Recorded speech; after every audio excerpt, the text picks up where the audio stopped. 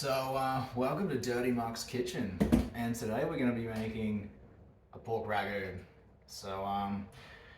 I thought I'd be doing this today because a lot of people have their own recipes for these meat sauces, and some are good and some are pretty terrible. So I thought I'd just put my spin on it. So today we're going to be working with pork shank, but beef shank, also bucco, kangaroo work well too, but I think essentially, a tough meat with a lot of flavor in it, and some sort of bone is essential. Obviously, the flavor and gelatin you get out of the bone leads to a rich sauce with a good mouthfeel, but also there's a lot of nutritional benefits from that. The collagen that you get in terms of what it can do for your hair, skin, etc. And it's a good, solid, healthy meat, and it's pretty cheap. So it's $6-7 a kilo.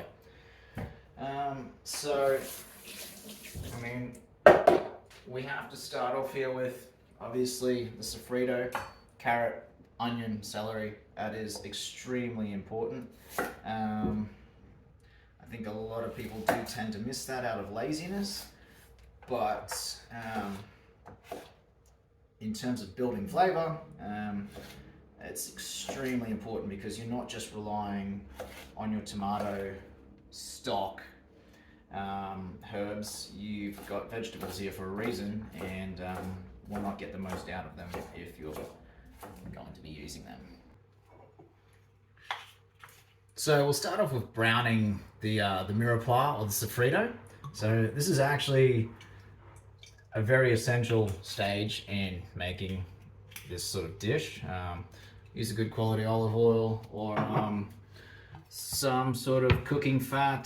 Just don't use seed oils or, I don't know, anything loose like that. So, bang in carrot, onion and celery. And we want to be frying, right? So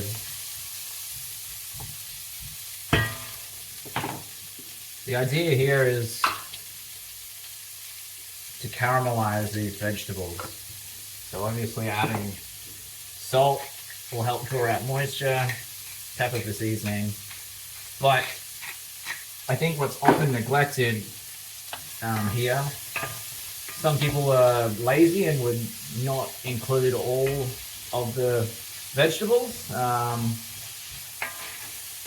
Or probably the second mistake that I see happening is that people tend to not cook the vegetables in this stage properly. So they'll sort of just get them a little bit soft and translucent and then start banging in the meat and liquid. Now we all know we brown meat for flavor. You get that Maillard reaction, and obviously that blends into your sauce and adds some intensity and richness. But we've got some lovely natural sugars in these vegetables here, and if we take the time to caramelize these and cook these, that is going to add another layer of complexity and depth to your sauce that you just will not be able to achieve if you're relying purely on everything else. So, if you've got the time, do it. And just a little life hack here for anyone who hates dealing with garlic and then omits it from their recipes because they couldn't be bothered dealing with it. Get yourself a microplane, and you can literally just annihilate an entire bowl.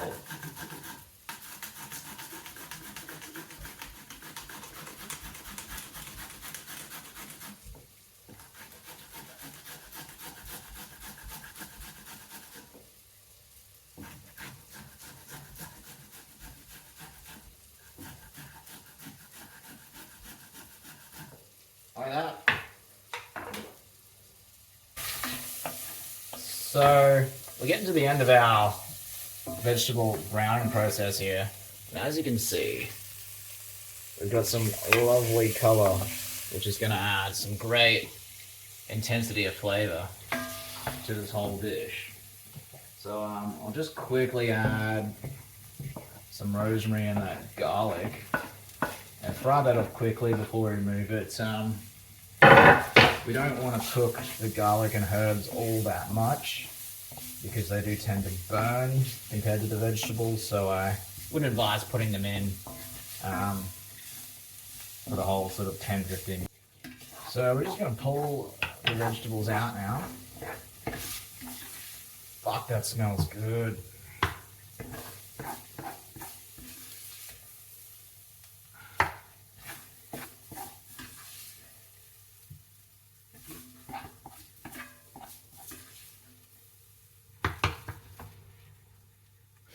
And we'll start with browning the meat.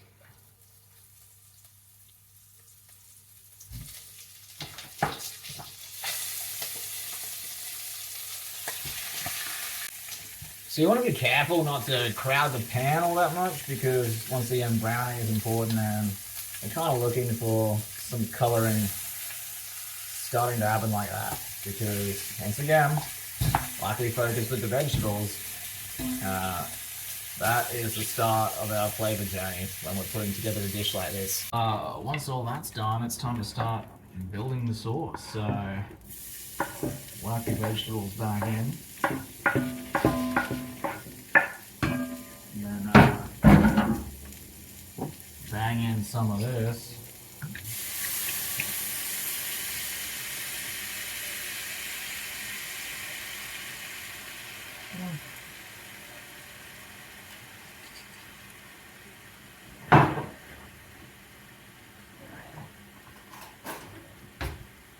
Tomato paste,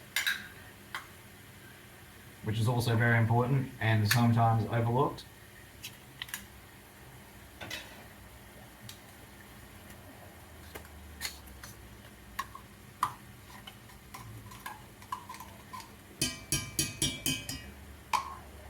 And then, depending on regional taste, some good passata. Now, traditional bolognese doesn't contain fresh tomatoes, canned tomatoes, or any of that. This is more a southern style, but I think incorporating it is good. It adds some sweetness and acidity to the dish. But typically a Neapolitan style ragu does not have the sofrito like a bolognese style ragu. So I think mixing the two together is a pretty good combination. Best of both worlds, and that's what's good about recipes like this. You can play around with it and do what tickles your fancy. Bang the meat in.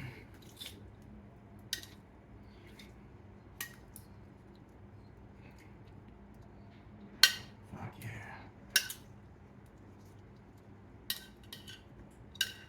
And then here's the real beauty.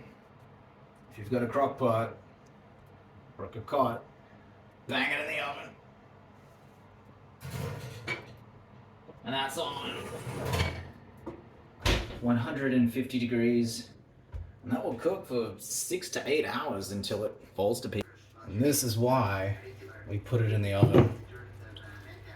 Look at that color that's formed on top. There's lots of brown caramel bits, and look at the depth of color in that sauce.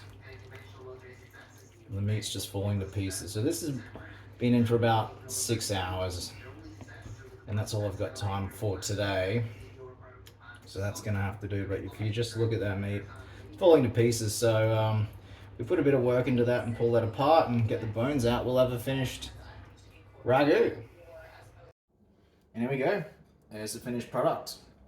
Some beautiful, made from scratch, home-cooked pork ragu, healthy, nutritious, and damn delicious. Fucking cheers. Oh, God, that's awful. Yuck.